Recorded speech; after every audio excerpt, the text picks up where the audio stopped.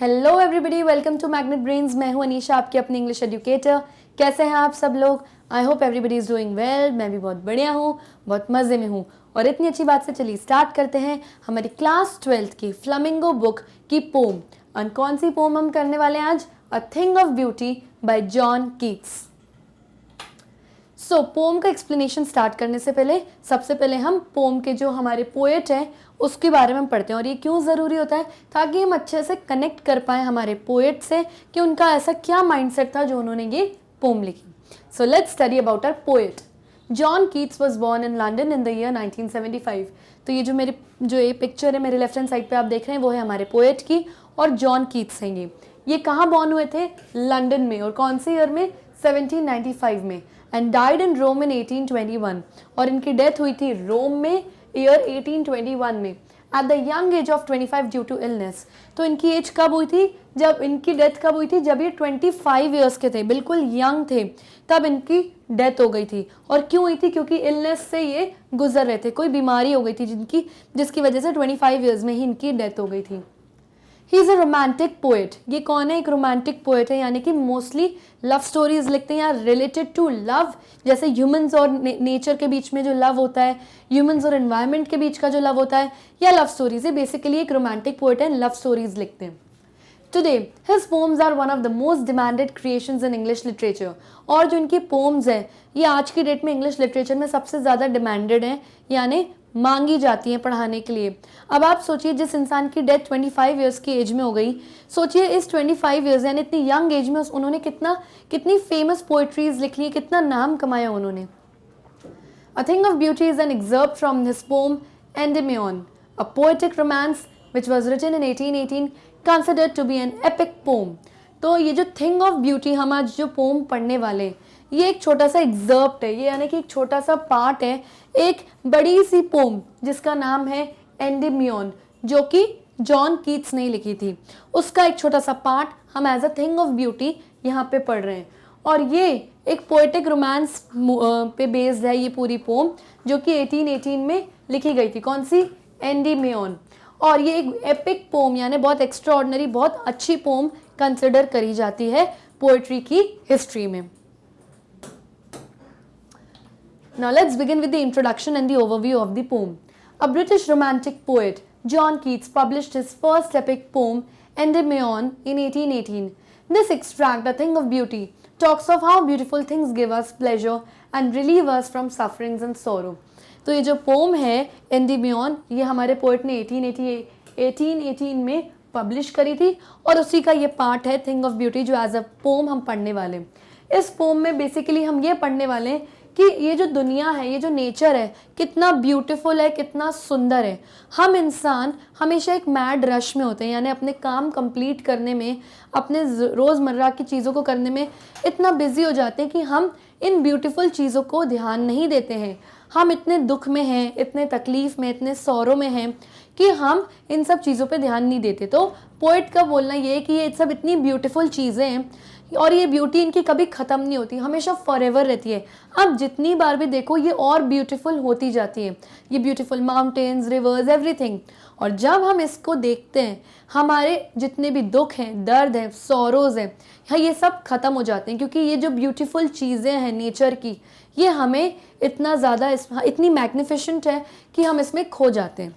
Okay, so basically जो thing of beauty है ये नेचर की ब्यूटी के बारे में हम बात कर रहे हैं। Let's begin with the explanation of the poem. A thing of beauty is a joy forever. Its loveliness increases. It will never pass into nothingness.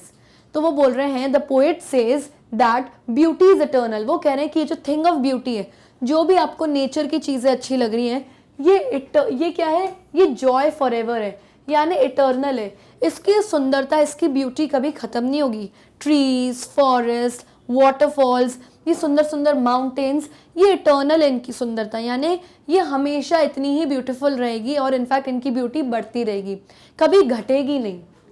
It's loveliness increases. इनकी जो लवलीनेस है, ये जो प्यारी नेचर की चीज़ें हैं, ये हमेशा अपनी ब्यूटी इंक्रीज करती रहेगी। It will never pass into nothingness. यानी it will never fade away but instead our love for it enhances with the passage of time.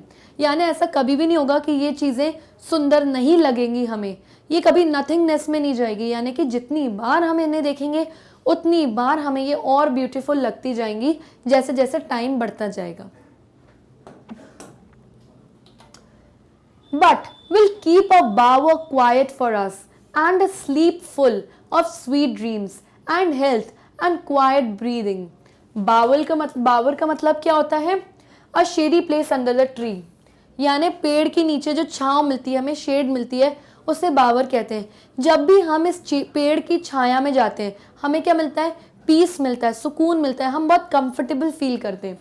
तो वो कह रहे हैं कि beauty acts like the soothing relaxing shade of the trees. ये जब भी हम सुंदरता, ये ब्यूटी देखते हैं नेचर की, तो हमें बहुत ही सूदिंग लगती है, यानी हमें बहुत पीसफुल फील होता है, हम इसमें बिल्कुल रिलैक्स हो जाते हैं, अपनी सब टेंशन को भूल जाते हैं।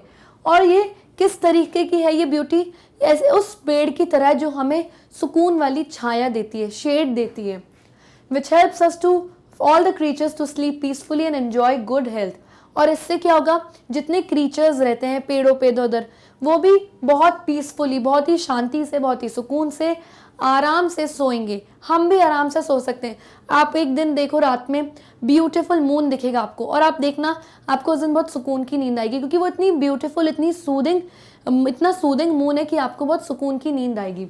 और हम अपनी एक अच्छी हेल्थ भी इंजॉय करेंगे अगर हम पर्सनली खुश रहेंगे तो। Therefore, on every morrow are we wreathing a flowery band to bind us to the earth. Morrow का मतलब क्या होता है?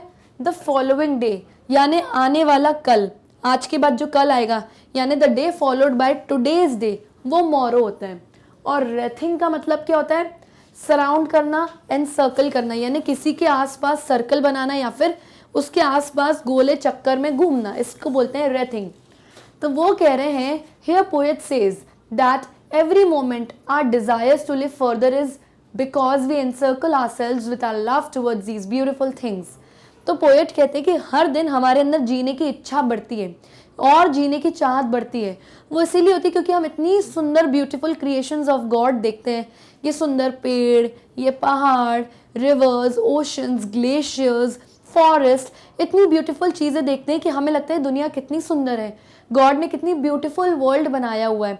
और ये देख के हमें लगता है हम और जिएं और अपनी फर्दर लाइफ को जिएं, ताकि इस ब्यूटीफुल चीज़ों को कंटिन्यूसली हम एंजॉय करते रहें। As we get wrapped up by the beautiful flowery band, we get a reason to live further. हम रेथिंग हो जाती है हमारी, यानी कि हम उस माला की तरह हो जाते हैं जो कि हमें जकड़ लेती है, हमारे आसपास इर्द गिर्द जो बन जाती है। तो हम वो इंसान हैं जिसके आसपास इस ब्यूटीफुल अर्थ ने एक माला बना ली है, यानी हमें एनसर्कल कर दिया है, हमें हमारे आसपास सराउंड हो गई है वो ये ब्यूटीफुल चीज़ें। तो इससे क्या हो रहा है, इससे हमें एक रीज़न मिल रहा है, इस ब्यूटीफुल चीज़ों से हमें एक रीज़न मिल रहा है कि हम और ज़िंदा रहें। इतने दुख है हमारी लाइफ में, इतनी तकलीफ है, लेकिन फिर भी हमें मरना नहीं है। हम क्या बोलते हैं, हम और जीना चाहते हैं, क्योंकि धरती, ये अर्थ बहुत सुंदर है, इसने हमें अपनी ब्यूटीफुल चीज़ों से घेर लिया है, रेत कर लिया, एक माला जैसे हमारे आसपास बना लिए। Spite of despondence, of the inhuman dearth of noble natures, of the gloomy days, of all the unhealthy and over-darkened ways made for our searching. Despondence का मतलब क्या होता है? Depressed. हम जब बहुत डिप्रेस्ड रहते हैं, जब सैड रहते हैं। ग्लूमी का मतलब क्या होता है? सैड, जब आप बहुत दुखी रहते हो। तो वो कह रहे हैं कि इतना हमारी ज़िंदगी में डिप्रेशन है, सैडनेस है, इतनी तकलीफ़ें हैं, फिर भी क्या होता है, हमें लगता है कि हम इस अर्थ में और जिए।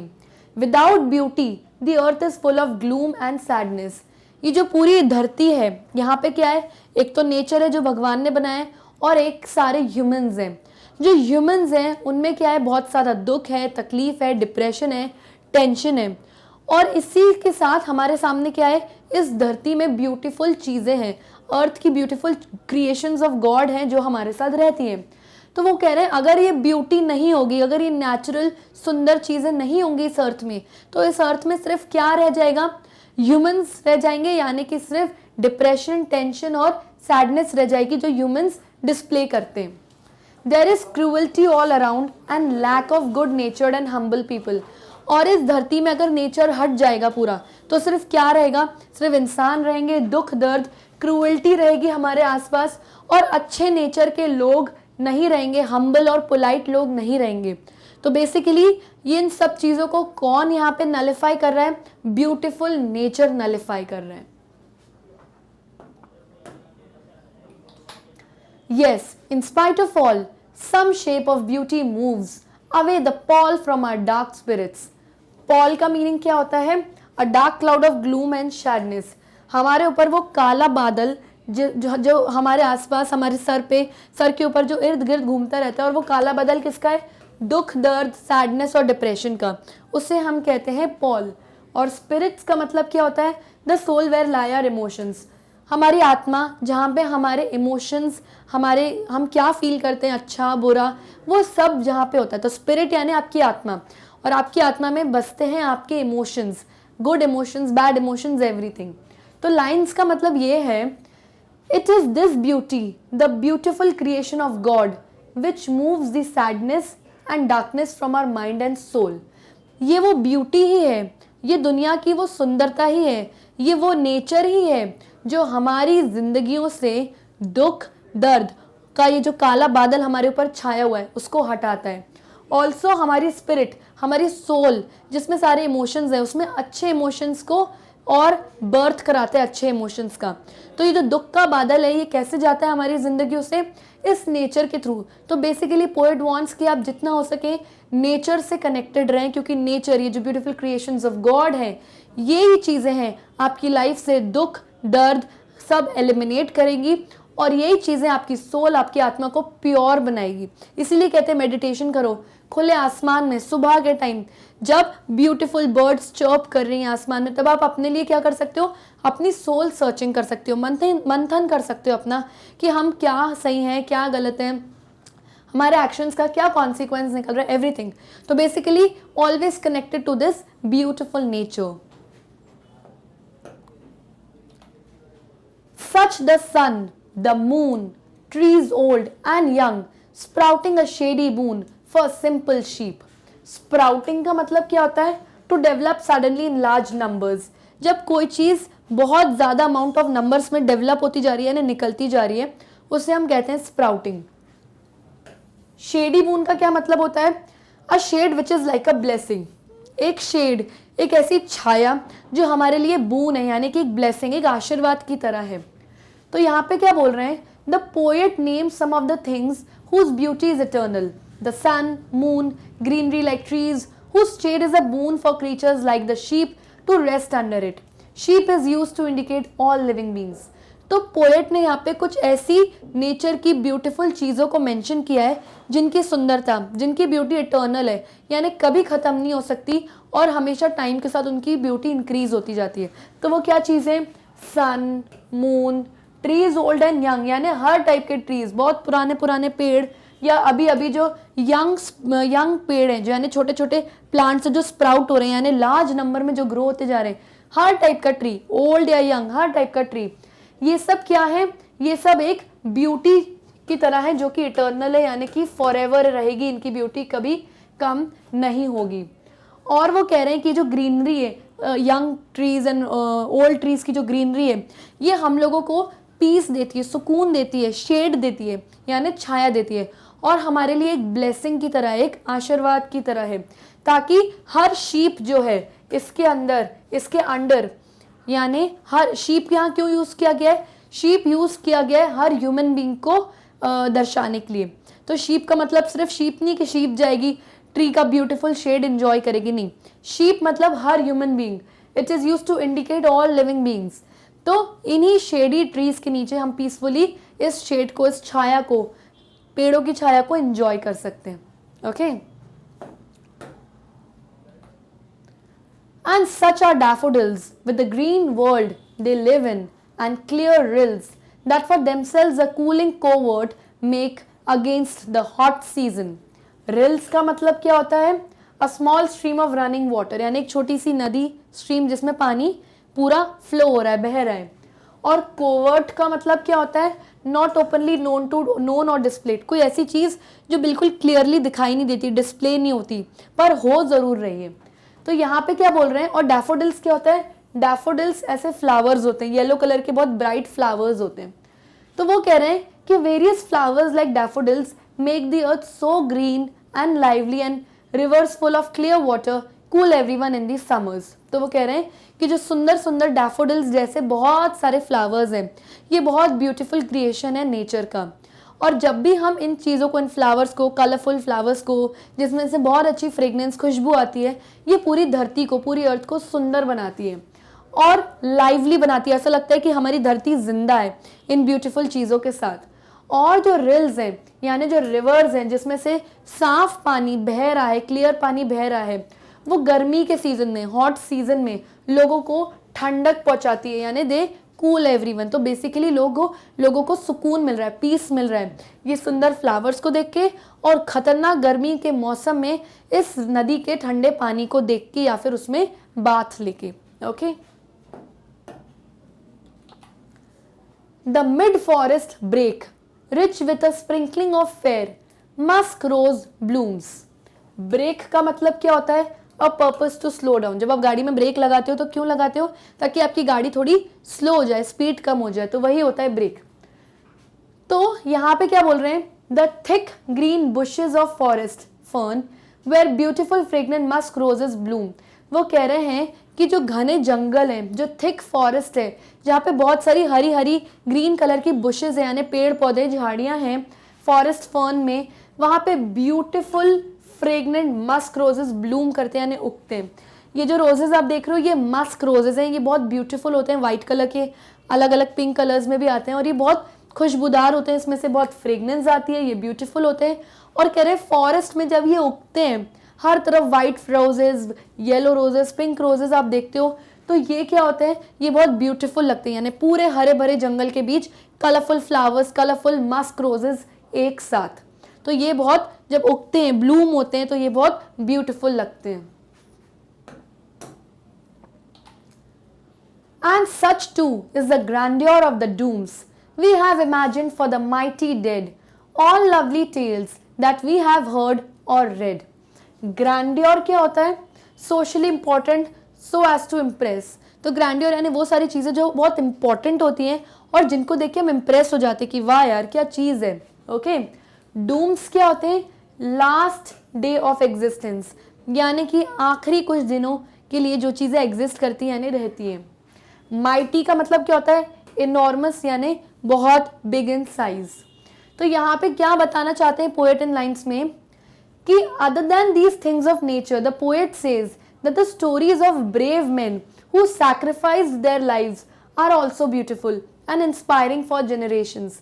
तो पोएट ये कह रहे हैं कि जो नेचर है ये तो सुंदर है ही है, ब्यूटीफुल है ही है, इसकी ग्रीनरी, सन, मून, स्टार्स, माउंटेन्स, रिवर्स, इन सबको देख के हमें खुशी तो मिलती है, हमें हमारे लाइफ से दुख दर्द भी, सैडनेस भी डिसअपियर हो जाती है। लेकिन इसके अलावा एक चीज़ और है जो बहुत ब्यूटीफुल है, वो है जो ब्रेव मैन, यानी जो हमारे सामने जो हमारे सोल्जर्स हैं, जिन्होंने फाइट्स में, वॉर्स में अपनी लाइफ को सैक्रिफाइस किया, यानी अपनी ज़िंदगी को गवाया है इस दुनिया के लोगों को बचाने के लिए, उनकी जो स्टोरीज़ होती हैं, उनकी जो बहादुरी की जो स्टोरीज़ होती हैं, वो भी बहुत ब्यूटीफुल है और बहुत इंस्पायरिंग है हमारी जनरेशन्स के लिए। यानी जब इन ब्रेव सोल्जर्स की लाइफ सैक्रिफाइस करने की जो स्टोरीज़ हैं, हम हमारे आने वाली जनरेशन्स को जब बताएंगे, तो वो स्टोरीज़ उन बच्चों को, आगे वाली जनरेशन्स को इंस्पायर करेगी, यानी कि बहुत प्रभावित करेगी, और वो लोग इन सब चीज़ों से नई नई चीज़ें सीखेंगे। तो नेचर के साथ साथ जो सोल्जर्स की सैक्रिफाइस लाइफ करने की जो स्टोरीज़ हैं, वो भी बहुत ब्यूटीफुल और बहुत इंस्पायरिंग है। An endless fountain of immortal drink pouring into us from the heavens brink। अब immortal क्या होता है, living forever, जो चीज़ें अमर होती हैं, कभी नहीं मर सकती, हमेशा forever रहती हैं, वो होती है immortal। heavens brink का मतलब क्या होता है, the edge of the door of the God's home। मान लीजिए ये भगवान के दरवाज़ा है, भगवान के घर जाने का दरवाज़ा है, तो इसका जो एज है, ये जो कोना है, गॉड्स होम का जो दरवाज़ा है, उसका जो कोना है, एज, ब्रिंक है, उससे हम हेवंस ब्रिंक कहते हैं। तो यहाँ पे क्या बताया जा रहा है, all these beautiful things are like nectar for us, gift, God's gift to us. तो ये जितनी भी ब्यूटीफुल चीज़ें, जितनी भी नेचर की ये ब्यूटीफुल चीज़ें हैं और जितनी भी सोल्जर्स की स्टोरीज हैं, ये सब क्या है, ये सब हमारे लिए नेक्टर है। नेक्टर क्या होता है, हर फ्लावर के अंदर एक स्वीट वाटर होता है, मीठा पानी होता है जो कि बटरफ्लाइज और हनीबीज आके पीती हैं, यानी ये स्वीट वाटर होता है। तो वो कह रहे हैं कि ये सारी ब्यूटीफुल चीज़ें जो अर्थ में हमें दिखाई देती हैं, नेचर में, वो हमारे लिए एक नेक्टर की तरह, उस मीठे पानी की तरह है और भगवान का गिफ्ट है हम सब के लिए। These forever living beautiful things are precious to us। और ये सारी चीज़ें forever living है, यानी कि कभी नहीं मरेंगी, हमेशा इनकी ब्यूटी आगे ही आगे बढ़ती रहेगी, इंक्रीज होती रहेगी विद टाइम, कभी ख़त्म नहीं होगी। और ये हम लोग के लिए बहुत प्रेशियस है, बहुत कीमती चीज़ें, भगवान का गिफ्ट है हमारे लिए। And helps us to live happily on this earth. और क्योंकि दुनिया में ये सुंदरता है, ये ब्यूटीफुल नेचुरल चीज़ें हैं, इन्हीं को देख के, इन्हीं को फील करके हम ह्यूमंस की ज़िंदगियों से हैप्पीनेस और बढ़ती है, और हमारी ज़िंदगियों से जो सैडनेस है, जो डिप्रेशन और टेंशन की जो फेज़ है, वो ख़त्म होती है। तभी हम इन चीज़ों को एंजॉय करते हुए इस अर्थ में हैप्पीली या खुशी से रह सकते हैं। अगर ये नेचर की ब्यूटीफुल चीज़ें नहीं होंगी तो सिर्फ इंसान रहेंगे, और इंसानों से हमें सिर्फ क्या मिलती है, हेट्रेड, नफरत, और एक दूसरे के लिए गंदी फीलिंग, बैड फीलिंग्स, एक दूसरे के लिए टेंशन, सैडनेस, डिप्रेशन, बस यही रह जाएगा। तो इट इज़ वेरी इंपॉर्टेंट, ये जो भगवान का प्रेशियस गिफ्ट है हमारे पास नेचर का, इसके साथ हम रहें और इसी से हमारी जिंदगी के दुख और दर्द खत्म होते हैं। So children, with this we come to an end of this explanation of the poem. अब कुछ पोएटिक डिवाइसेस हैं जो पोम में एक्सप्लेन किए गए, वो मैं आपके सामने यहाँ पे एक्सप्लेन करती हूँ। तो पहला पोएटिक डिवाइस यूज हुआ है इमेजरी। इमेजरी क्या होता है, means to use the figurative language to represent objects, actions and ideas in such a way that it appeals to our physical senses, sight, sound, smell, taste, touch। तो imagery क्या होता है, वो lines pome में use करी गई हैं जिनको पढ़ के आप एक्चुअली इमेजिन कर सकते हो, एक्चुअली जो चीज़ें आपके सामने है नहीं उन्हें देख सकते हो, जो साउंड आपके सामने, आप अपने सामने सुन नहीं रहे हो उसे सुन सकते हो। अगर किसी ब्यूटीफुल फ्लावर की स्मेल को यहाँ पे बताया गया है तो वो इतनी अच्छी तरीके से एक्सप्लेन किया गया कि आप स्मेल, आपके सामने वो फ्लावर है नहीं बट फिर भी आप उसे स्मेल कर सकते हो, चीज़ों को टेस्ट और टच कर सकते हो। तो ये वो कुछ लाइंस हैं जो पोम में यूज़ करी गई जिसमें इमेजरी फील हो रही है, यानी हम चीज़ों को इसमें इमेजिन कर सकते हैं।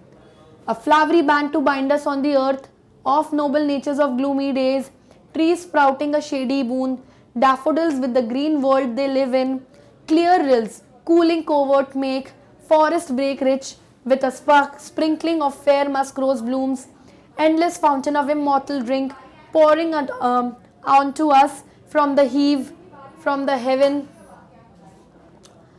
grandeur of the dooms imagined for the mighty dead। So all these are the lines जिसमें imagery हम feel कर सकते हैं पोम में। जो सेकेंड पोएटिक डिवाइस हमारी पोम में यूज हुआ है वो है antithesis, which means opposite is a device in which two opposite ideas are put together in the sentence to achieve a contrasting effect। जब एक लाइन में दो आइडियाज या दो थॉट्स एक साथ रखे जाते हैं और दोनों थॉट्स के ऑपोजिट मीनिंग्स होते हैं, ऑपोजिट इफेक्ट होता है, उसे हम एंटीथीसिस कहते हैं। तो पोम है trees old and young sprouting a shady boon. तो ट्रीज एक ओल्ड है और दूसरी तरफ यंग बताया, तो ओल्ड एंड यंग दोनों एक दूसरे का ऑपोजिट है। तो इस लाइन में हमें एंटीथीसिस दिखाई दे रहा है।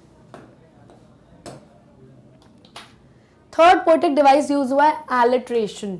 It is a poetic device in which a number of words having the same first consonant sound आकर close together in a series. हमें पता ही है कि वावल्स कौन से होते हैं, ए, ई, आई, ओ, यू, ये सब हमारे वावल्स होते हैं। इन लेटर्स को छोड़ के जितने भी लेटर्स बचते हैं वो कॉन्सोनेंट लेटर्स होते हैं। जब एक लाइन में बहुत सारे वर्ड्स दिए और कुछ वर्ड्स के जो स्टार्टिंग लेटर्स हैं वो कॉन्सोनेंट लेटर्स होते हैं तो उन्हें हम क्या कहते हैं, यहाँ पे एलिट्रेशन यूज हुआ है। फॉर एग्जाम्पल पोम में एक लाइन है sleep full of sweet dreams. अब इस लाइन में दो वर्ड्स यूज हुए हैं जिनके दोनों के फर्स्ट लेटर्स क्या है, एस, जो कि एक क्या है, कॉन्सोनेंट है। ओके, सेकेंड लाइन में a flowery band to bind us on to the earth. तो यहाँ पे दो वर्ड्स यूज हुए, एक बैंड और बाइंड, दोनों के फर्स्ट लेटर्स क्या है, B, which is again a consonant. Third line the inhuman dearth of noble natures. So again noble natures दोनों एन से स्टार्ट हो रहे हैं, कॉन्सोनेंट साउंड एक ही लाइन में। सम शेप ऑफ ब्यूटी, तो अगेन सम एंड शेप जिसके फर्स्ट टू लेटर्स एस हैं। Then tree old and young sprouting a shady boon for simple sheep, तो अगेन यहाँ पे एस साउंड बहुत ज्यादा आ रहा है जिसमें स्प्राउटिंग का एस, सिंपल का एस, शीप का एस, ये सब यूज हो रहा है as first letters of consonant. देन यूज हो रहा है and clear rills that for themselves a cooling covert make.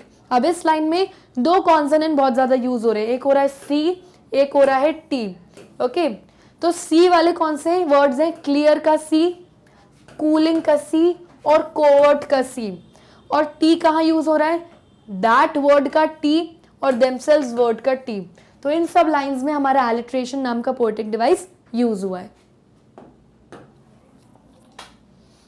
Fourth poetic device है metaphor. It is a literary device that is used to make a comparison between two things that aren't alike but do have something in common. तो metaphor में क्या होता है? दो ऐसी चीज़ों को आप सेम सेंटेंस में रखते हो जिनके मीनिंग्स तो डिफरेंट होते हैं, लेकिन जब आप उनको बताओगे या जब आप उन लाइन्स को लिखोगे तो उनका कुछ मीनिंग, कुछ something is common, there is something in common. दोनों में कोई चीज़ कॉमन होगी लेकिन दोनों के मीनिंग्स डिफरेंट होंगे। For example, a thing of beauty will keep quite bower for us, A sheep full of sweet dreams. So for example, sheep क्या है? एक एनिमल का नाम है। वो स्वीट ड्रीम्स यानी अच्छे अच्छे सपने देख सकती है क्या? नहीं देख सकती। लेकिन मीनिंग यहाँ पे शीप का क्या बोला है? शीप का मतलब उन्होंने सारे ह्यूमंस को इंडिकेट किया है, सारे ह्यूमंस को उन्होंने इंडिकेट कर दिया। तो शीप क्या है? एक एनिमल है। और ड्रीम्स कौन देखता है? ह्यूमंस देखते हैं। तो यहाँ पे दो चीजें, दोनों का मीनिंग अलग है, उनको एक साथ रखा है और दोनों में कुछ चीज कॉमन है, यानी उन्होंने शीप को ह्यूमंस इंडिकेट किया और ह्यूमंस हमारी स्वीट ड्रीम्स देखते हैं। तो दो चीजें जिसका मीनिंग तो अलग है लेकिन साथ में रख के एक कॉमन चीज कुछ होगी दोनों में। Are we wreathing a flowery band to bind us to the earth? Beauty moves away the pall from our dark spirits, an endless fountain of immortal drink, pouring unto us from the heavens brink. So all these lines में क्या यहाँ पे use हो रहा है poetic device? Metaphor. तो जान लेते हैं। हमारे पोएट हैं Robert Frost. He was born इन 1874।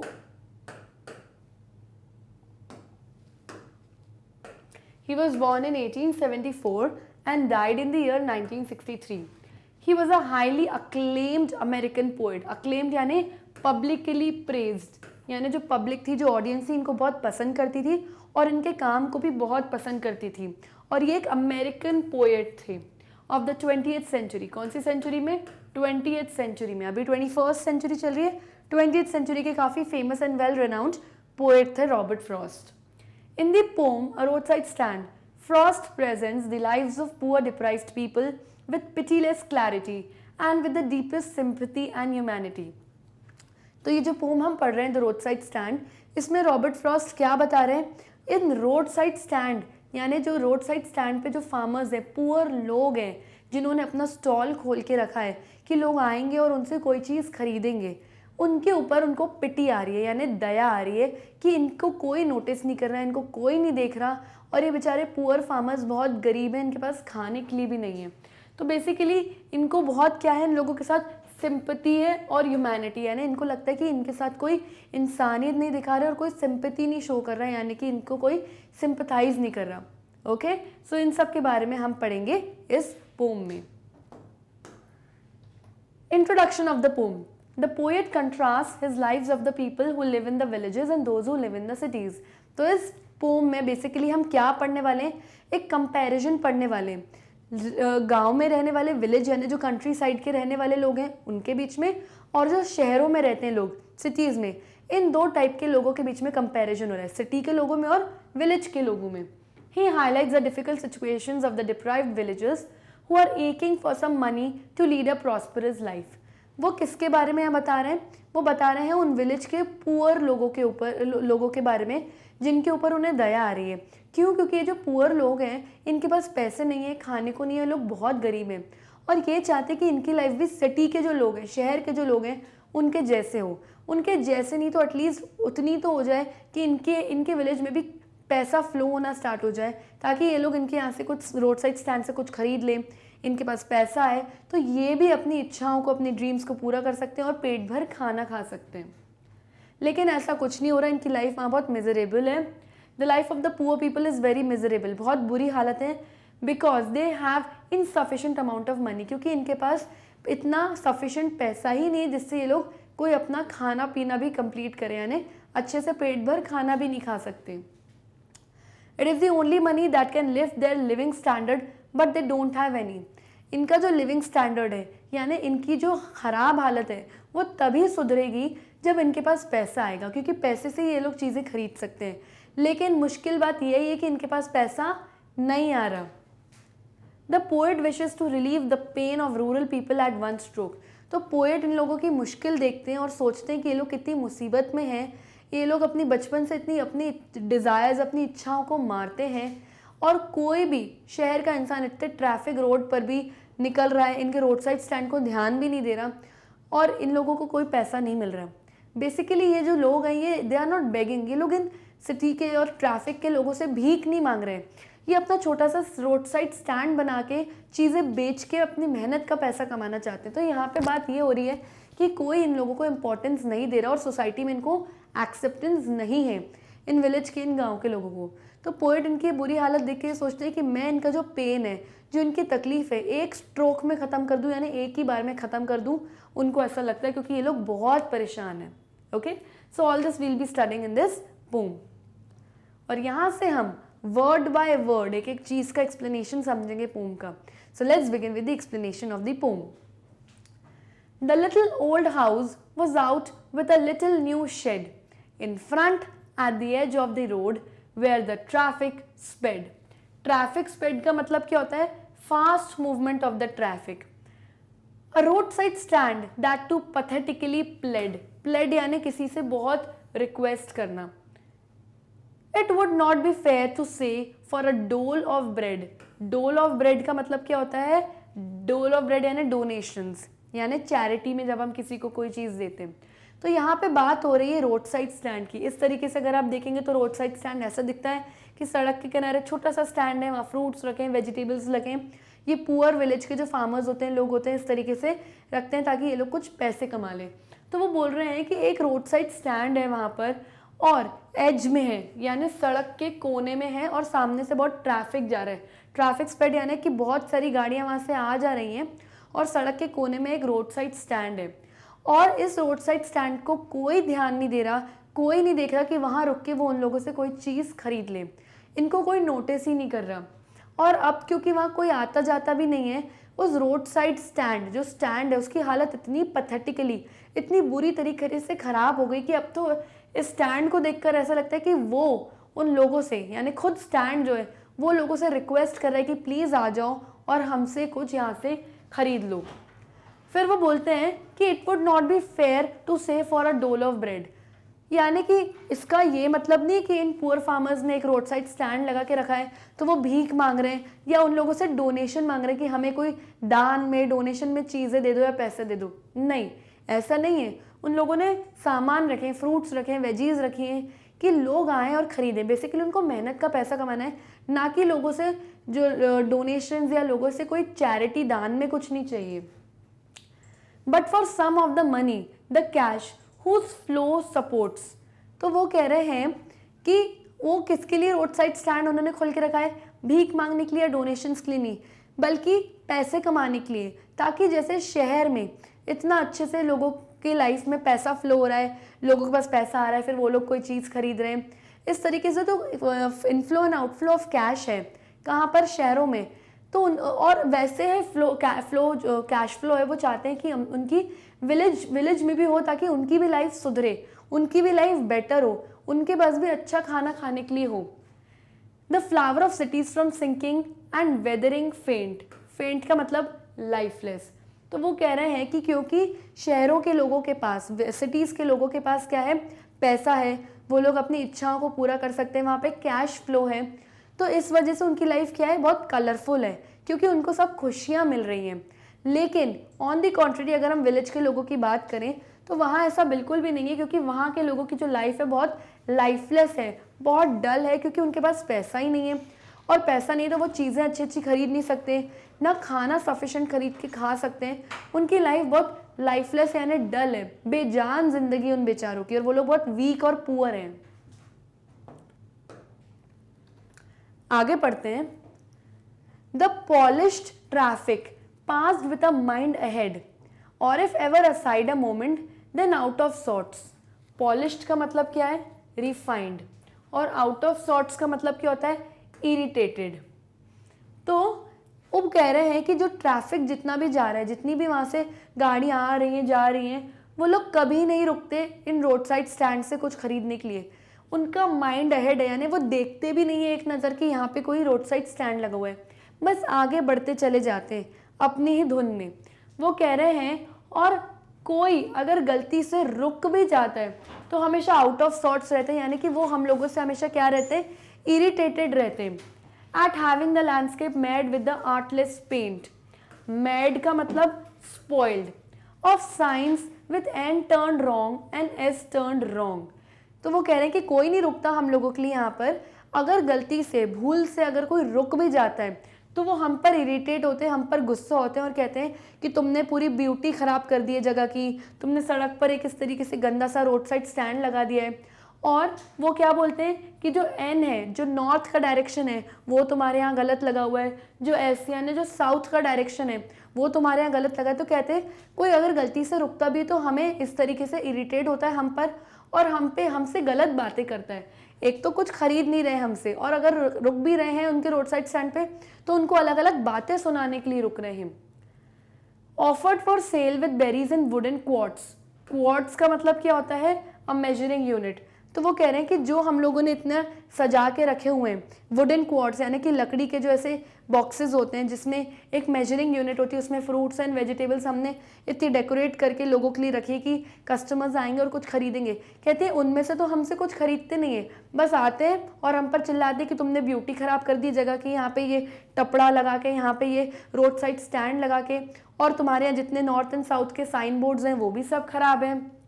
और crook neck golden squash with silver warts. Crooked neck यानी बेंड नेक, और स्क्वॉश क्या होता है? इट्स अ टाइप ऑफ गोड, एक टाइप की सब्जी, GOURD, जैसे लौकी होती है, गिलकी होती है, उस तरीके की ये भी एक सब्जी होती है, एक वेजिटेबल होती है। तो वो बोलते हैं, पोएट बोल रहे हैं, और क्यों और क्या करते हैं वो लोग आके? एक तो इरिटेट होते हैं कि जगह तुमने गंदी कर दी है, तुम्हारे नॉर्थ एंड साउथ के साइन बोर्ड्स खराब हैं, और कुछ खरीदते तो है नहीं, बस हमको ये सुना के चले जाते कि देखो तुम लोगों ने जो फ्रूट्स एंड वेजिटेबल्स रखे हुए हैं वो कितनी गंदी क्वालिटी के, कितने गंदे डर्टी हैं, कौन खरीदेगा तुमसे। तो यहाँ पे रोड साइड स्टैंड के लोग ये बताना चाहते हैं कि कोई एक तो हम पर ध्यान नहीं देता, ना कोई रुकता है हमसे लेने के लिए, हमारी लाइफ कितनी इतनी मिजरेबल है, कंडीशन हमारी ख़राब है, और गलती से भूल से रुकते हैं तो हमें इस तरीके से चिल्लाते हैं, और हमारी जो चीज़ें हैं, जो फ्रूट्स एंड वेजिटेबल्स हमने बेचने के लिए ऑफर में रखी हुई हैं, उनको भी गंदा बोल के चले जाते हैं कि बहुत डर्टी है और बहुत बैड क्वालिटी की है। तो यहाँ पे इनके दुख का पता चल रहा है कि ये रोड साइड स्टैंड के लोग कितने दुख में हैं। आगे पढ़ते हैं। और beauty rest in a beautiful mountain scene, you have the money but if you want to be mean, why keep your money this crossly and go along. तो ये जो लाइन्स हैं, ये लाइन्स हमारे पोएट बोल रहे हैं, रॉबर्ट फ्रॉस्ट, और किसके लिए, किसके बिहाफ में बोल रहे हैं? इन रोड साइड स्टैंड के जो पुअर फार्मर्स हैं उनके बिहाफ में कह रहे हैं, सिटी के लोगों को। वो कहते हैं कि ये जितनी भी जगह है, ये कितनी की जो जगह है जहाँ रोड साइड स्टैंड लगा है वो कितनी ब्यूटी है, यहाँ पे ब्यूटीफुल माउंटेन के सीन्स हैं, तुम ये सब देखने के लिए रुक रहे हो और कहते हो कि हमारे पास पैसा है। सिटी के लोगों को कह रहे हैं कि तुम्हारे पास पैसा है, अगर इतना ही पैसा है तो तुम इतने मीन क्यों हो, यानी कि इतने मतलबी क्यों हो कि जो पैसा है हमेशा अपने जेब में रख के चलते हो और तुम्हारे जेब से पैसा नहीं निकलता। इसका मतलब ये है कि वो बोल रहे हैं सिटी के लोगों को कि अगर तुम लोग इतने ही पैसे हो, इतनी ब्यूटीफुल जगहों पे घूमने के लिए निकल रहे हो, तो थोड़ा पैसा कुछ खरीद लो, यूज़ कर लो, और ख़रीद लो इन रोड साइड स्टैंड से कुछ फ्रूट्स एंड वेजिटेबल्स। इतने मीन, इतने मतलबी क्यों हो तुम लोग? To hurt to the scenery wouldn't be my complain so much as the trusting sorrow of what is unsaid. तो यहाँ पे जो रोड साइड स्टैंड के लोग हैं वो क्या बोल रहे हैं कि हमारी किसी से कोई कंप्लेन नहीं है, कोई हमारी किसी से कोई गुस्सा नहीं है, बस हम चाहते हैं कि लोग हमारे यहाँ भी आएँ, रुकें, हमसे कुछ खरीदें, ताकि पैसा हम लोगों के पास भी आए और हमारा स्टैंडर्ड ऑफ लिविंग बेटर हो जाए। और वो कहते हैं ट्रस्टिंग सोरो। इन रोड साइड स्टैंड के लोगों ने ट्रस्ट किया था, उनको यकीन था कि चलो हम लोग एक रोड साइड स्टैंड खोलेंगे, जो ट्रैफिक में हाईवे पे लोग होंगे वो देखेंगे, आएंगे, हमसे कुछ खरीदेंगे और हमारी लाइफ बेटर होगी। लेकिन ऐसा कुछ हुआ नहीं, और इनका जो ये ट्रस्ट था जो यकीन था कि हमारी लाइफ बेटर होगी, वो सोरो यानी सैडनेस, दुख में कन्वर्ट हो गई। Here far from the city we make a roadside stand and ask for some city mini to feel in hand। तो रोड साइड स्टैंड के लोग ये बोल रहे हैं कि हमने शहर से इतनी दूर हाईवे रोड पे सड़क के कोने पे अपना एक छोटा सा रोड साइड स्टैंड खोला है, इस उम्मीद में कि कुछ लोग सिटी से आएंगे और जब हाईवे रोड क्रॉस करेंगे तो हमें नोटिस करेंगे, हमें देखेंगे और हमसे कोई चीज़ खरीदेंगे। लेकिन वो तो नोटिस भी नहीं करते और ना हमें देखते हैं, और हमें तो ये उम्मीद थी कि वो आएंगे, हमसे कुछ खरीदेंगे तो हमारे पास भी कुछ पैसा आएगा, हमारी भी लाइफ थोड़ी बेटर होगी। लेकिन ऐसा कुछ नहीं हुआ। And ask for some city money to feel in hand to try if it will not make our being expand. तो बीइंग एक्सपैंड का मतलब क्या है कि अगर हमारे पास पैसा आएगा तो हम भी एक्सपैंड होंगे, यानी हम भी बढ़ेंगे, हम भी डेवलप होंगे, हमारी लाइफ भी बेटर होगी, हमारे पास भी पेट भर खाना खाने को होगा। And give us the life of the moving pictures promise that the party in power is said to be keeping from us। Moving pictures का क्या मतलब होता है? सिनेमा या मूवीज। तो यहाँ बता रहे हैं कि जो रोड साइड स्टैंड के पुअर फार्मर्स हैं, उन्होंने कभी मूवी हॉल तो गए नहीं होंगे, ना अंदर कभी मूवीज या पिक्चर देखी होगी। उन्होंने इन मूवीज के जो होर्डिंग्स होते हैं, जो बैनर लगे रहते हैं सड़क पे, वो देखे होंगे, और उनको ये देख के कुछ ऐसी पिक्चर्स, कुछ ऐसा उनको इमेजेस दिखी होंगी इन बैनर्स या होर्डिंग्स में कि जिसमें ऐसा लगता है कि लोगों की लाइफ बेटर हो रही है, अमीर लोग हो जा रहे हैं, सडनली गरीब लोग अमीर बन जा रहे हैं, या उनकी लाइफ बेटर हो जा रही है। तो वो कहते हैं कि हमने कितना भी इन होर्डिंग्स पे, जो सिनेमा की होर्डिंग्स होती हैं, ये सब देखा है, वो हमें ऐसा लगता है कि प्रॉमिस कर रही है हमसे कि हमारी गरीबों के हम गरीबों की जिंदगी भी बेटर होगी। लेकिन ऐसा कुछ नहीं हो रहा। पार्टी इन पावर का मतलब क्या है? गवर्नमेंट या पॉलिटिशियंस, जो भी गवर्नमेंट अभी पावर में है, या जो भी पॉलिटिशियंस है, बड़े बड़े नेता हैं, तो वो बोलते हैं कि जो भी पार्टी इन पावर है, जो भी बड़े बड़े पॉलिटिशियंस हैं, वो आते हैं और हमसे प्रॉमिस करके चले जाते हैं कि आपकी लाइफ अच्छी होगी, आपको ये करा देंगे, आपका घर अच्छा बना देंगे, हमारी लाइफ बेटर करने की कोशिश करते हैं। लेकिन ये ग्रीडी हैं, ये बहुत लालची, क्योंकि इन्हें हमसे वोट चाहिए, लेकिन हमें बदले में ये कुछ नहीं देते और हमारी गरीबों की लाइफ वैसी की वैसी ही रह जाती है। It is in the news that all these pitiful kin are to be bought out and mercifully gathered in। किन का मतलब क्या होता है? रिलेटिव्स, यानी बेसिकली यहाँ पे रोड साइड स्टैंड के लोगों की बात हो रही है। तो वो बोलते हैं कि हमने न्यूज़ देखी थी कि हमने न्यूज़ देखी थी और न्यूज़ में ये बात बताई जा रही थी कि हम जितने भी गरीब हैं, हम जितने भी पुअर रोड साइड स्टैंड के लोग हैं, हम पे तरस खाया जाएगा और हमें अच्छी अच्छी शहरों की जगहों पे लाया जाएगा, यानी बेटर लिविंग कंडीशंस में हम लोगों को शिफ्ट किया जाएगा, हमें एक जगह इकट्ठा करा जाएगा और हमें विलेज में रहने को नहीं बोला जाएगा। और हमारे घर कहाँ बनाए जाएंगे? Next to the theatre and store, यानी हम इतनी डेवलप्ड प्लेस पर हमको शिफ्ट किया जाएगा जहाँ आसपास थिएटर होगा, अलग अलग स्टोर्स, दुकानें होंगी और हमारी लाइफ बेटर होगी। तो ये सब प्रॉमिसेस उनको पॉलिटिशियंस आके करके जाते हैं, या फिर उनको फेक न्यूज़ ऐसी देखने को मिलती है। Where they won't have to think for themselves any more. और इन जगहों पे जब उन्हें शिफ्ट करा जाएगा, उनकी लाइफ बेटर बनाई जाएगी, तो उनको फिर अपने बारे में सोचने की जरूरत नहीं है, गवर्नमेंट उनके लिए सब कर देगी और उनकी लाइफ बेटर बना देगी। लेकिन रियलिटी में ऐसा कुछ नहीं होता। While greedy, good doers, beneficent beasts of prey swarm over their lives enforcing benefits। Beneficent का मतलब क्या होता है? Generous। यहाँ पर अगर मैं आपको बताऊं, और beast का मतलब क्या होता है? राक्षस, a devil। तो यहाँ पर क्या बोल रहे हैं रोड साइड स्टैंड के लोग इन पॉलिटिशियंस को कि ये बेनिफिशेंट बीस्ट है, यानी ये बेनिफिशेंट यानी जेनरस, दिखते तो जेनरस हैं, दिखते तो अच्छे हैं, लेकिन असलियत में बीस्ट होते हैं, यानी एक राक्षस के बराबर, एक डेविल के बराबर होते हैं, जो इन गरीबों से झूठे प्रोमिसेस करके जाते हैं इनको बेटर लिविंग कंडीशंस देने की और इनको बेटर लाइफ देने की, जो कि होती नहीं है। और वो क्या बोल रहे हैं कि ये जो बेनिफिशेंट बीस्ट हैं, ये जो पॉलिटिशियंस हैं, ये बनते तो गुड डूअर्स हैं, यानी ऐसा दिखा दें कि हम तो बहुत अच्छे और आपके लिए बहुत अच्छा काम कर रहे हैं, लेकिन रियलिटी में ग्रीडी होते हैं, क्योंकि इनका हम गरीबों से कुछ ना कुछ मतलब छुपा हुआ रहता है। इनका क्या छुपा हुआ रहता है? कोई मतलब, यानी कि इनको इनसे वोट चाहिए। ओके, वो इनकी लाइफ से क्या लेना चाहते हैं? बेनिफिट्स, और benefits are in the form of votes. जब ये गरीब इनको वोट देंगे तो ये पॉलिटिशियंस और पावर में आएंगे, इनको सीट मिलेगी, और ये झूठे वादे करते हैं पावर से पहले। लेकिन जब इनका काम हो जाता है, जब इनका बेनिफिट, इनका मतलब निकल जाता है इन गरीबों से, वो इनकी लाइफ को कोई कंडीशन, इनकी लाइफ की कोई कंडीशन सही नहीं करते, और वैसे ही मिजरेबल कंडीशन में ये लोग रहते हैं हमेशा। That are calculated to soothe them out of their wits, and by teaching them how to sleep, they sleep all day. Destroy their sleeping at night the ancient way. Soothe का मतलब क्या होता है? काम, किसी को काम करना, किसी को शांत करना।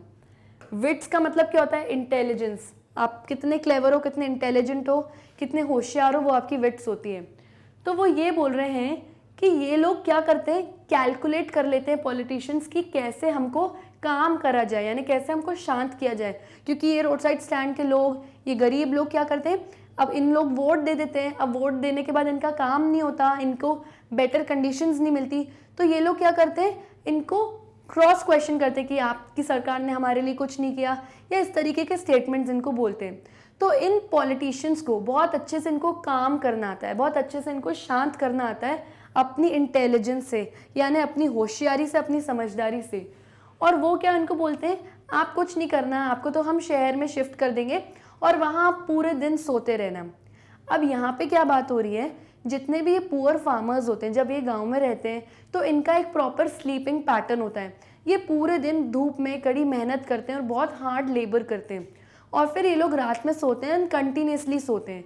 तो यहाँ पर इनको बोला जा रहा है पॉलिटिशियंस द्वारा कि आपको जब हम शिफ्ट कर देंगे ना, तो आपको दिन भर कोई काम नहीं करना है, आप पूरे दिन सोते रहना, आपको पूरे दिन कोई काम नहीं करना, आप तो सिर्फ आराम करना, जो कि झूठे वादे होते हैं।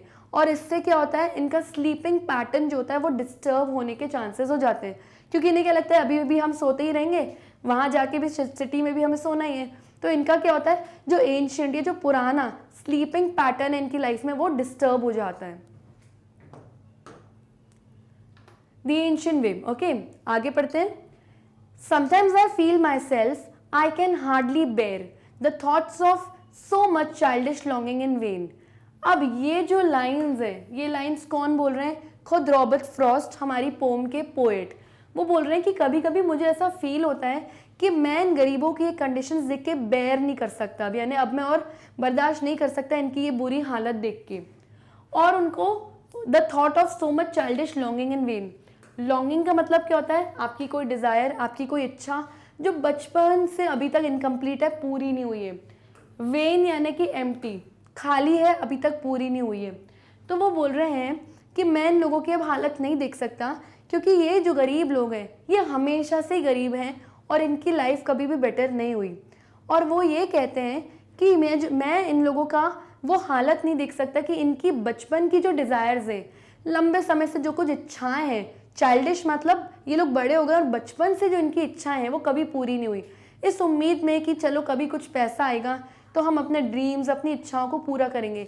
लेकिन वो इच्छाएं सिर्फ इच्छाएं बन के ही रह गई, कभी भी पूरी नहीं हुई, एम्प्टी रह गई, यानी खाली रह गई, पूरी नहीं हुई। The sadness that lurks near the open window there that waits all day in almost open prayer.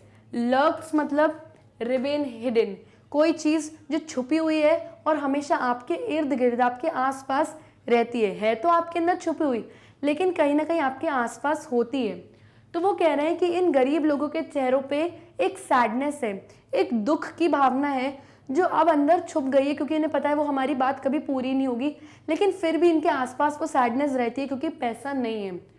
Near the open window यानी कि जो रोड साइड स्टैंड के जो खुली जो छत और जो खुली वो है विंडो, खिड़की है, उसके वो लोग वहीं बैठते हैं और अपना सामान बेचते हैं। तो वहीं जब वो लोग बैठे रहते हैं तो इनके दिलों में वो दुख है कि कोई आ नहीं रहा, कोई गाड़ी नहीं रुक रही हमारे रोड साइड स्टैंड से कुछ खरीदने के लिए। और इनकी जो इच्छाएं हैं जो बचपन से वो अंदर ही दबी रह जाती, क्योंकि पैसा नहीं आ रहा तो इच्छाएं भी पूरी नहीं होंगी। और ये लोग बेचारे पूरे दिन वेट करते रहते हैं खुले आसमान के नीचे कि अभी कोई आएगा, कोई हमसे कुछ खरीदेगा, कोई एक फ्रूट्स ले जाएगा या कोई वेजिटेबल्स ले जाएगा, लेकिन ऐसा कुछ नहीं होता। For the squeal of brakes, the sound of a stopping car, of all the thousand selfish cars that pass, just want to inquire what a farmer's prices are. तो वो ये बोल रहे हैं कि हम लोग पूरे दिन, रोड साइड स्टैंड के जो लोग हैं वो बोल रहे हैं हम लोग पूरे दिन वेट करते हैं स्क्वील ऑफ ब्रेक के, यानी जब हम बहुत तेज कोई हाईवे पे गाड़ी चलती है और एकदम रुकती है तो कैसी आवाज़ आती है ब्रेक लगने की, उसकी आवाज़ को हम स्क्वील ऑफ ब्रेक्स कहते हैं। तो जो ये गरीब लोग हैं वो ये कह रहे हैं कि हम पूरा दिन सिर्फ वेट करते रहते हैं कि अब कोई ब्रेक लगने की आवाज़ आएगी, यानी अब शायद कोई कार रुकेगी और हमसे कुछ सामान खरीदेगी, लेकिन कोई कार रुकती ही नहीं है। और सारे लोग, इतने हज़ारों लोग जो वहाँ से निकलते हैं अपनी कार्स में, वो बहुत सेल्फिश हैं, यानी अपने बारे में ही सोचते हैं, हम गरीबों के बारे में नहीं सोचते कि इन लोगों से भी कुछ खरीद लिया जाए। और अगर भूले भटके गलती से अगर कोई कार रुकती भी है तो क्या इंक्वायर करने के लिए, क्या पूछने के लिए रुकती है उन फार्मर्स से कि क्या प्राइस है, तुम जो बेच रहे हो तुम्हारा प्राइस क्या है, क्या प्राइस है फ्रूट्स एंड वेजिटेबल्स का, और पूछते हैं, फिर खरीदते नहीं और आगे बढ़ के चले जाते हैं। तो इतनी सेल्फिश लोग हैं जिसके बारे में रोड साइड स्टैंड के जो फार्मर्स है बता रहे हैं।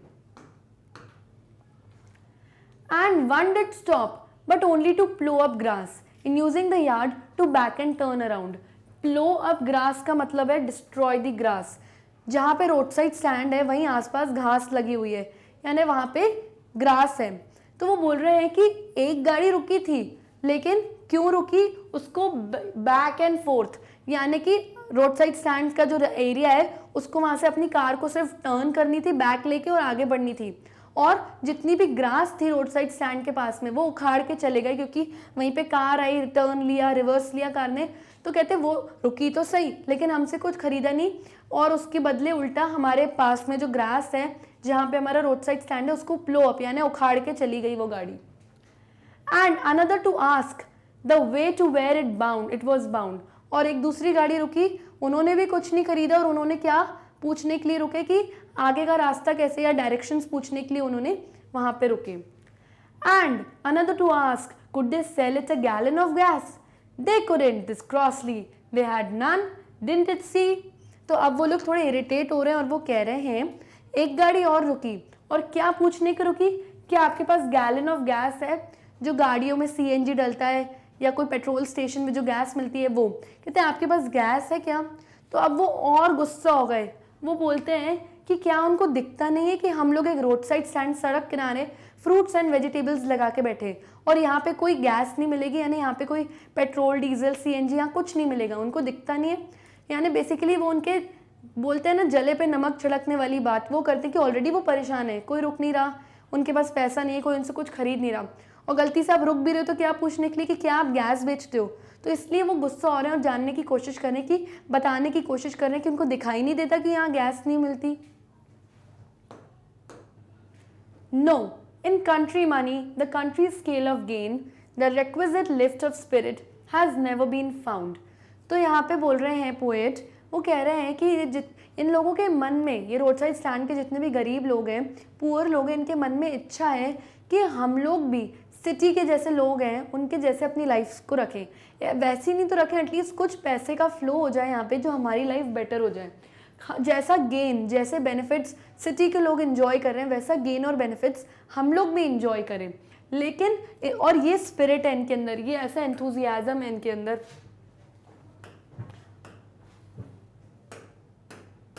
इन लोगों के अंदर ऐसा स्पिरिट है, यानी इन लोगों के अंदर ऐसी एंथुजियाज्म है, इच्छा है कि सिटी के लोग जैसा गेन्स जो है, बेनिफिट्स जो एंजॉय करते हैं हम लोग भी वैसा एंजॉय करें। और ये इनके अंदर इच्छा होती है। जैसे ही वो लोग देखते हैं कि कोई गाड़ी रुक नहीं रही उनके रोड साइड स्टैंड पर आगे निकल जा रही है, ये स्पिरिट उनकी वापस गिर जाती है। लेकिन जब देखते हैं कोई गाड़ी आ रही है तो उनकी स्पिरिट उठ जाती है, वापस उनके मन में वो इच्छा जाग जाती है कि चलो कोई आया है खरीदने। और फिर जब वो देखते हैं कि कोई खरीदने नहीं आया है और सिर्फ फालतू की बात करने आया है कि यहाँ पे गैस मिलती है क्या, यहाँ पे आपके डायरेक्शंस अच्छी नहीं है, तुम लोगों ने ब्यूटी खराब कर दी जगह की, ये सब बातें सुनते तो उनकी स्पिरिट्स वापस डाउन हो जाती हैं, उनकी इच्छा वापस खत्म हो जाती है और वो सैडनेस में आ जाते हैं। और so the voice of the country seems to complain, country यानी कि कंट्री साइड या पीपल लिविंग इन विलेज, उन्हें हम कंट्री पीपल भी कहते हैं। वो कहते हैं poet, I can't help owing the great relief it would be to put this people at one stroke out of their pen. Eight one stroke मतलब with one blow, एक ही बार में। तो पोएट जो रॉबर्ट फ्रॉस्ट है वो कहते हैं कि इन लोगों की इतनी बुरी हालत देख के मुझे बहुत बुरा लगता है, मुझे बहुत ख़राब लगता है कि इन लोगों के साथ ऐसा क्यों हो रहा है। वो कहते हैं मेरा मन तो करता है कि मैं इन लोगों की जो तकलीफ़ें, जो दिक्कत हैं, वो एक ही स्ट्रोक में, एक ही बार में ख़त्म कर दूं और इनका जितना पेन, जितना दुख है इनका, एक ही बार में ख़त्म कर दूं। लेकिन ये जो पेन ख़त्म होगा ये लॉन्ग टर्म के लिए नहीं चलेगा, ये शॉर्ट टर्म के लिए चलेगा। क्योंकि अगर मैंने इनका पेन एक बार में ख़त्म कर दिया, इनको कुछ पैसे दे दिए, इनको एक बार में निकाल दिया, तो ये वापस वो पैसे को यूज़ कर लेंगे और वो ख़त्म हो जाएगा। जो डेली इनकम, जो डेली का बिजनेस है इनका, वो नहीं चलेगा और फिर से उनको वो यही सिचुएशन फेस करनी पड़ेगी कि पैसे ख़त्म हो गए एंड फिर से उनको रोड साइड स्टैंड लगाना पड़ेगा और फिर से सिटी के लोग रुकेंगे नहीं और इनको, इनके साथ इतना बेकार और बुरा बिहेवियर करेंगे। तो वो कहते हैं कि मैं इनकी तकलीफ़ें एक ही बार में ख़त्म कर दूं, लेकिन वो लॉन्ग टर्म के लिए नहीं चलेंगी, वो शॉर्ट टर्म होंगी। And then next day, as I come back into the same, I wonder how I should like you to come to me and offer to put me gently out of my pain. Sane का मतलब होता है reality, यहाँ पे sane का क्या मतलब है, रियलिटी। तो वो कह रहे हैं कि एक बार में तो इनकी प्रॉब्लम नहीं ख़त्म कर पाऊंगा, मैं कर पाऊंगा, लेकिन वो लॉन्ग टर्म के लिए नहीं, वो शॉर्ट टर्म के लिए चलेंगी। तो पोएट कहते हैं कि मैं चाहता हूँ कि कोई आए मेरे पास जो बोले कि चलो ठीक है, इनकी प्रॉब्लम, इनकी लाइफ से इस प्रॉब्लम को हम निकालें।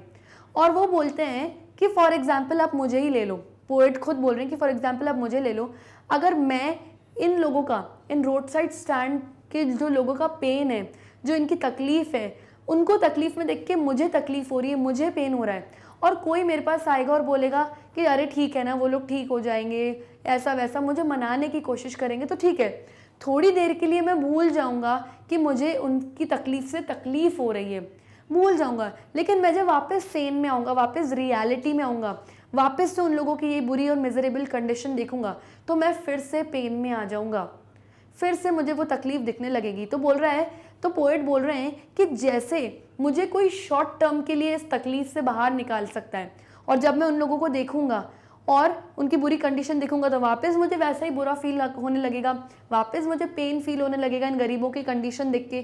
तो कह रहे हैं पोएट, जैसे मेरी जो ये जिस सिचुएशन से जब मैं बाहर आऊँगा, जब मेरी ये सिचुएशन शॉर्ट टर्म के लिए होगी, तो इन बेचारे गरीबों की भी ये सिचुएशन शॉर्ट टर्म के लिए होगी। अगर मैं कोशिश भी करता हूँ इन लोगों को एक बार में इनकी तकलीफ़ें ख़त्म करने का, तो वो शॉर्ट टर्म के लिए होंगी, लॉन्ग टर्म के लिए नहीं जाएगी, क्योंकि वापस उनकी ये कंडीशन हो जाएगी।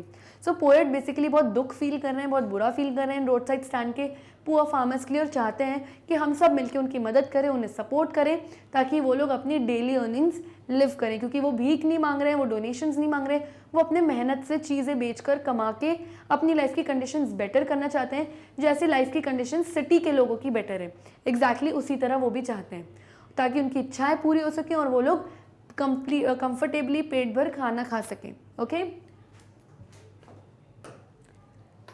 सो यहाँ पे हमारे पोम का एक्सप्लेनेशन खत्म होता है। Now let's discuss some important poetic devices used in the poem. तो पहला पोएटिक डिवाइस यूज हुआ है transferred epithet. A transferred epithet is an adjective that serves to characterize something. तो ट्रांसफर्ड एपिथेट का मतलब क्या होता है, कोई ऐसी एडजेक्टिव यूज होती है किसी ऐसी चीज़ के साथ जो नॉन लिविंग थिंग होती है। जैसे कि पहली चीज़ हुई है पॉलिश्ड ट्रैफिक। पॉलिश्ड यानी कि पॉलिश कौन करता है, हम इंसान करते हैं, ये एडजेक्टिव है। और किसके साथ यूज हुआ है, ट्रैफिक, जो कि एक नॉन लिविंग थिंग है। दूसरा है सेल्फिश कार्स।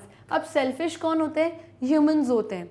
ओके, ये एक एडजेक्टिव है, वो किसके साथ यूज हुआ है, कार्स के साथ, जो कि एक नॉन लिविंग थिंग है। तो यहाँ पे ट्रांसफर्ड एपिथेट यूज हुआ है। फिर सेकेंड पोएटिक डिवाइस है पर्सोनिफिकेशन।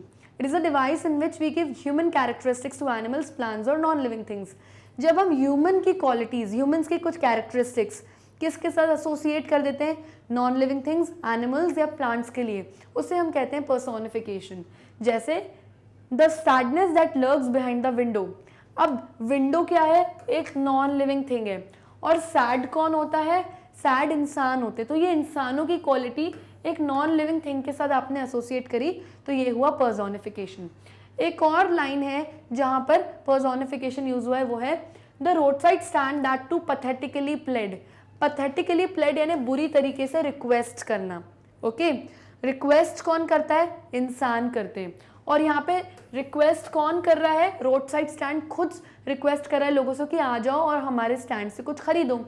तो जो प्लेड करता है यानी जो रिक्वेस्ट करता है वो इंसान करते हैं। तो ये एक ह्यूमन क्वालिटी है जो कि एक non living thing road side stand से एसोसिएट कर दिया, इसलिए यहाँ पे पर्सोनिफिकेशन यूज हुआ है। फिर नेक्स्ट है एलिट्रेशन।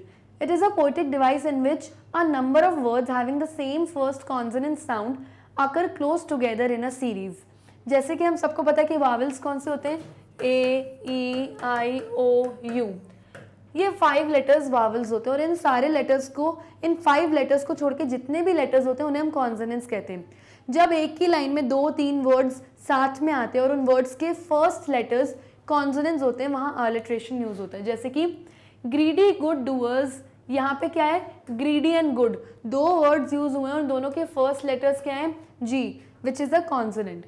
फिर दूसरा है beneficent beasts of prey, again क्या यूज हुआ है, बेनिफिसेंट बीस्ट, दोनों के फर्स्ट लेटर्स हैं बी, यानी कि यहाँ पे क्या यूज हुआ है, ऑलिट्रेशन। फिर पैथेटिकली प्लेड, अगेन 2 वर्ड्स साथ में यूज हुए हैं और दोनों के फर्स्ट लेटर्स है P, which is a consonant, that means यहाँ पर ऑलिट्रेशन यूज हुआ है। देन फोर्थ आपका पोएटिक डिवाइस यूज हुआ है oxymoron. It is a device in which 2 words with opposing meanings are used together intentionally for effect. जब 2 words साथ में यूज होते हैं और दोनों वर्ड्स का ऑपोजिट मीनिंग होता है, उन 2 वर्ड्स को जब हम साथ में यूज करते हैं पोम में अच्छा इफेक्ट लाने के लिए, उससे हम कहते हैं ऑक्सीमोरॉन। यहाँ पे क्या यूज हुआ है, ग्रीडी गुड डूअर्स, एक वर्ड है ग्रीडी, दूसरा वर्ड है गुड डूअर्स। ग्रीडी मतलब जो लोग लालची होते हैं और गुड डूअर्स मतलब जो लोग सबके लिए गुड करते हैं, अच्छा करते हैं। तो दोनों क्या है, वर्ड्स ऑपोजिट वर्ड्स हैं और दोनों को साथ में यूज किया गया पोएम में अच्छा इफेक्ट लाने के लिए। सेकंड क्या यूज हुआ है, बेनिफिसेंट बीस्ट्स ऑफ प्रे। तो पहला वर्ड क्या है, बेनिफिशेंट। बेनिफिशेंट यानी वो लोग जो बहुत जेनरस होते हैं, बहुत काइंड होते हैं, जो सबके साथ अच्छा करते हैं। और दूसरा वर्ड क्या यूज हुआ है, बीस्ट। बीस्ट यानी कि राक्षस, अ डेविल। तो जो लोग अच्छा करते हैं वो राक्षस की तरह होते हैं। तो बेनिफिशेंट और बीस्ट 2 वर्ड साथ में यूज हुए और दोनों का मीनिंग ऑपोजिट है। पोम में अच्छा इफेक्ट लाने के लिए इन वर्ड्स को यूज करते हैं और इसी पोएटिक डिवाइस को हम कहते हैं oxymoron. So children, we come to end of this session. I hope आपको पूरी पोम का एक्सप्लेनेशन अच्छे से आया होगा समझ में और साथ में पोएटिक डिवाइसेस भी आए होंगे। अगर आपको हमारे वीडियोस बच्चों यूट्यूब पर नहीं मिलते तो आप हमारे वीडियोस को हमारी वेबसाइट से भी डायरेक्टली देख सकते हैं। आपको कुछ नहीं करना, आपको गूगल पे हमारी वेबसाइट का नाम डालना है जो कि है magnetbrains.com। जैसे आप हमारी वेबसाइट का नाम डालेंगे इस तरीके से एक पेज आपके सामने आ जाएगा। यहाँ पे सारी क्लासेस मेंशन्ड है, class 12th, 11th, 10th, 9th, 8th and so on. For example आपको क्लास 11th की इंग्लिश सब्जेक्ट की वीडियोस देखनी है तो आप क्लास 11th पे क्लिक करेंगे। जैसे ही आप क्लिक करेंगे इस तरीके की एक लिस्ट आ जाएगी आपके सामने सारे टीचर्स की जो अलग अलग सब्जेक्ट्स पढ़ाते हैं क्लास 11th में। वहीं पर लास्ट ऑप्शन यहाँ पे मेरा सब्जेक्ट है विच इज़ इंग्लिश, जो मैं लेती हूँ। आप इस पर क्लिक करेंगे और जैसे आप क्लिक करेंगे आपके सामने पूरी लिस्ट आ जाएगी उन चैप्टर्स की जो मैंने पढ़ाए हुए हैं, जिनके वीडियोस रिकॉर्ड हुए हैं। तो फॉर एग्जाम्पल मुझे अगर हॉर्नबिल बुक का first chapter the portrait of a lady का इंट्रोडक्शन देखना है तो मैं उस पर क्लिक करूंगा और जैसे आप क्लिक करेंगे इस तरीके से मेरा वीडियो आपके सामने प्ले होना स्टार्ट हो जाएगा। तो चिल्ड्रन, आई होप आपको समझ में आ गया होगा कि अगर यूट्यूब से आपको वीडियोस नहीं मिल रही तो इजीली वेबसाइट पर आप हमारे वीडियोस कैसे एक्सेस कर सकते हैं। और नेक्स्ट वीडियो में मैं आपके लिए लाने वाली हूँ इसी पोम की समरी और कुछ इंपॉर्टेंट क्वेश्चन एंड आंसर्स। तो तब तक लिए stay tuned, bye bye and take care.